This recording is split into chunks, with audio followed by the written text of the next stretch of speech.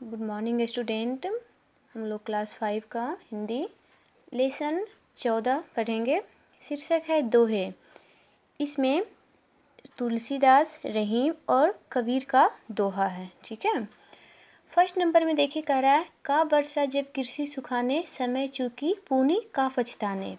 इसका अर्थ होगा जब खेत में लगा हुआ फसल सूख जाए तो वर्षा होने से क्या फ़ायदा है, उसी प्रकार जब समय चूक जाए फिर पछताने से क्या फ़ायदा। ठीक है, इसका भावार्थ होगा। दूसरा है तुलसी ई संसार में भांति भांति के लोग, सबसो हिल मिल चलिए नदी नाव संजोग। इसका अर्थ है इस संसार में अनेक तरह तरह के लोग रहते हैं, इसलिए सबसे मिलजुल कर रहना चलना चाहिए। जैसे हम लोग नाव को देखे हैं, नदी में से संजोग कर ही चल पाता है। तीसरा कह रहा है परहित सरिस धर्म नहीं भाई, पर पीरा सम नहीं अधमाई। तुलसीदास कहते हैं भैया, परोपकार के समान कोई दूसरा धर्म नहीं होता है और दूसरे लोगों को सुख यानी कि दुख देने के समान कोई पाप नहीं है। यानी कि हम अगर दूसरों को दुख दे रहे हैं तो वो सबसे बड़ा पाप है। तो शुरू का जो ये 3 हम लोग देखे हैं दोहे, ये तुलसीदास कहे हैं। ठीक है।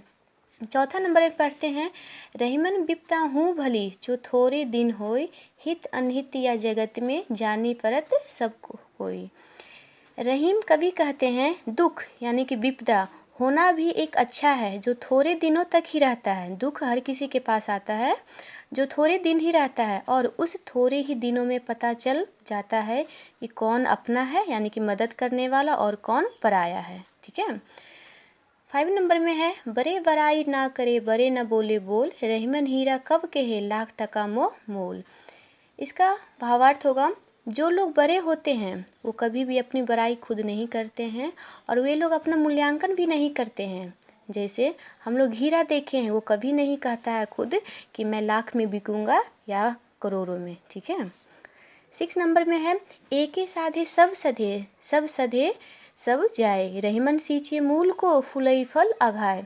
इसका अर्थ है रहीम कवि कहते हैं एक को ही साधे तो सब सध जाएगा।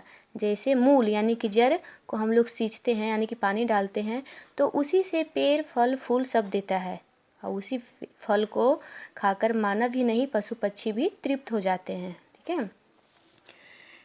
7 में कह रहा है अति का भला न बरसना, अति की भली न धूप, अति का भला न बोलना, अति की भली न चुप। अर्थ है कबीर कहते हैं ज़्यादा बरसना भी अच्छा नहीं होता तो ज़्यादा धूप भी नहीं, है ना। उसी प्रकार से ज़्यादा बोलना भी अच्छा नहीं है तो ज़्यादा चुप भी नहीं रहना है। ठीक है। नेक्स्ट है करत करत अभ्यास ते जर्मित होय सुजान, रस्सी आवत जात ते सिल पर परत निशान। अभ्यास करते रहने से मूर्ख भी चतुर बन जाता है यानी कि ज्ञानी बन जाता है। जैसे हम लोग कुआं देखे हैं, कुआं से जब हम लोग पानी खींचते हैं तो रस्सी आता है जाता है इस प्रकार से, तो वहाँ पर देखते हैं कि निशान पड़ जाता है, जो किनारे किनारे पत्थर होता है ना, निशान पड़ जाता है। तो वही इसका अर्थ होगा कि अभ्यास करते रहने से मूर्ख भी चतुर बन जाता है, जैसे रस्सी के आने जाने से पत्थर पर भी निशान बन जाते हैं। लास्ट है बड़ा हुआ तो क्या हुआ, जैसे पेड़ खजूर, पंथी को छाया नहीं फल लागे अति दूर। अर्थ है इसका बड़ा हो जाने से कुछ नहीं होता, बड़ा होने के साथ साथ कर्म भी बड़ा होना चाहिए। जैसे खजूर का पेड़ हम लोग देखे हैं, वो बड़ा तो होता है बहुत, लेकिन उसका छाया जो होता है बहुत दूर होता है, जिससे आने जाने वाले लोगों को छाया भी नहीं मिल पाता है और तो और उसका फल भी बहुत ज़्यादा दूर लगता है। ठीक है। तो इसका हम कॉपी में भावार्थ लिखे हुए हैं, आप लोग इसे नोट कर लीजिएगा आप भी अपने अपने कॉपी में। ठीक है। फिर देखिए। ठीक, थैंक यू।